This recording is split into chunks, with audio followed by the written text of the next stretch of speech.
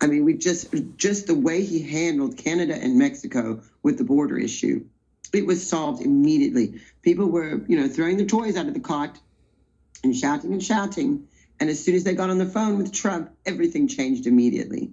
So he is a boss. He is very confrontational, and he does not take nonsense. And he will address the issue and come up with a solution. And that's the kind of person we really needed in a position of authority right now, and especially as president. I've never seen anything like it. I've never seen anything moving so quickly. We're used to dealing with government that is slow, and things that take so long you forget about it, and that's what they hope you're going to do. And the whole time they've been robbing us blind. So God is not going to allow it, because the level of suffering that's happening, particularly this it's rising up again, this anti-Semitism, and the way that that it's come about has been so strange. Because on one hand, they'll shout that you're an anti-Semite or you're a Nazi, but then they behave like and blame the Jews for everything and take the side of the Palestinians always.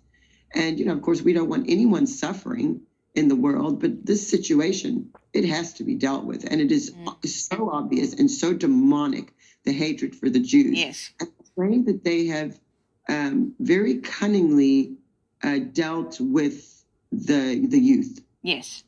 Don't know the history. Yes. So make sure that they don't know the actual story properly. Then they can fill it in with whatever they want. Yes. And I saw, someone that my dad really liked, who he didn't prophesy about, but he really liked him, was Marco Rubio. Yes.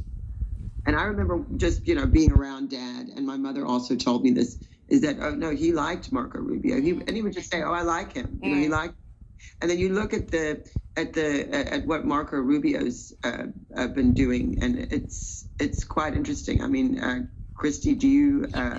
There's a clip we're actually going to play of Marco Rubio on Face the Nation, but you really see this kind of common approach to Gaza when you see the perspective of Marco Rubio and Benjamin Netanyahu, and they both turn their focus to Iran as a major threat, which is obvious to anybody with functional brain cells. They look at possible deeper, U.S. and Israel security ties. Now, you mentioned, as we came out of that last clip of your dad's, about throttling the enemies of Israel, and I think this could align with your dad's prophecy about that, particularly regarding the Iranian influence. So this is something, like you said, your dad liked Marco Rubio. We saw this, he did a fantastic job, I think. And so there's a little clip that we want to play now of Marco Rubio on Face the Nation. So stay with us for this now. Well, he was standing in a country where free speech was weaponized to conduct a genocide.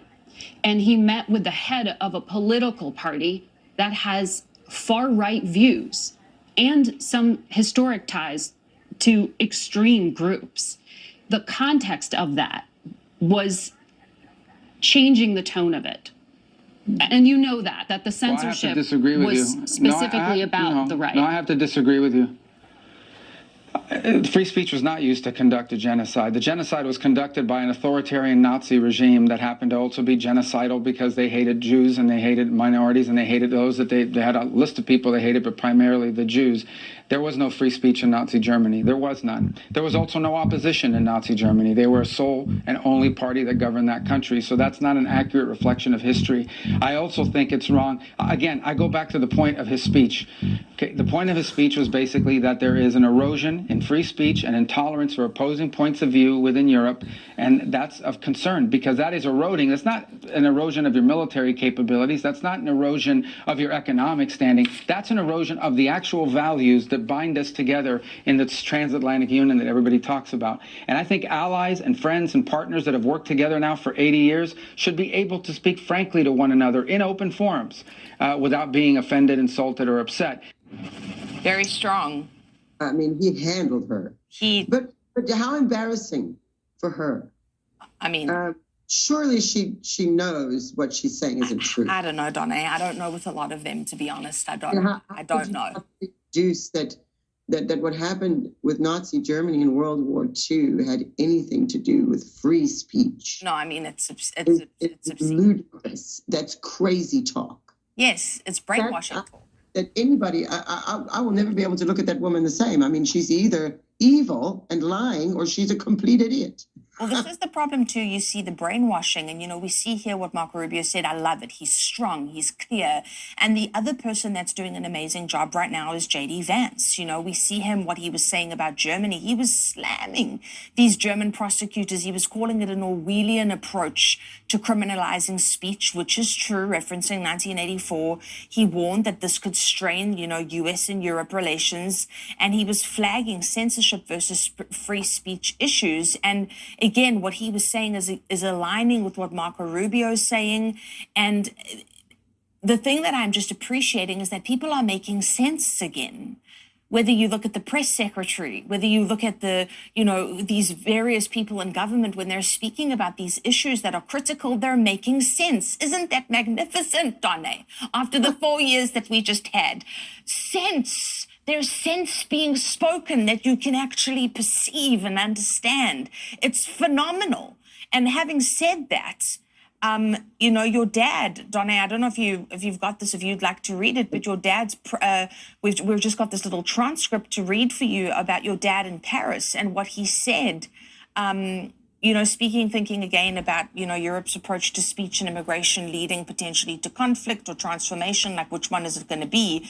But I know your dad prophesied about this, so I'll, if you've got that there and would like to read that.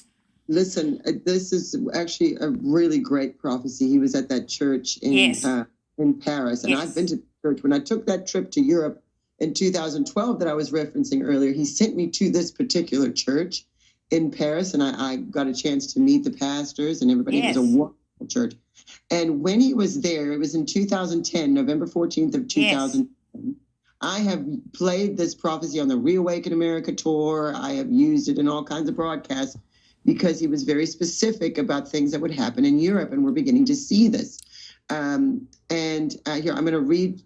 We don't have the clip because it's just a short section, so I'm just going to read it to you guys. But he said, "You say, Kim, we don't want a war. Well, too bad. There shall be. But don't get frightened. We have an enemy that wants to invade. Take Christ out of Europe." Sitting on the front row here, and he was pointing to some pastors that had joined him that day. And he said, sitting on the front row here is a pastor from the Netherlands and a pastor from England, and they represent the soil and the territories where God is going to pour out his Spirit.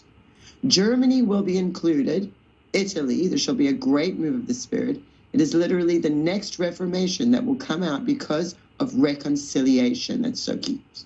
And the Fourth Reich shall be overcome, for the hatred of Jewish people and the people of Christ is causing demonic rage.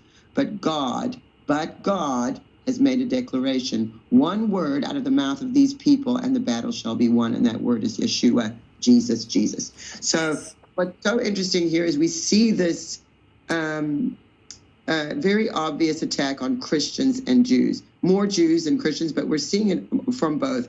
And you see Europe's position. And so when J.D. Vance, it was actually incredible what happened. When J.D. Vance went in there and confronted them the way he did, he was actually confronting a spirit. And this is what I realized, because you see the reaction of the people. I mean, people are weeping. The Polish, someone's husband from Poland who's in power, they were weeping over there. I mean, they couldn't handle it being spoken to that way. How dare he speak to? But you know what?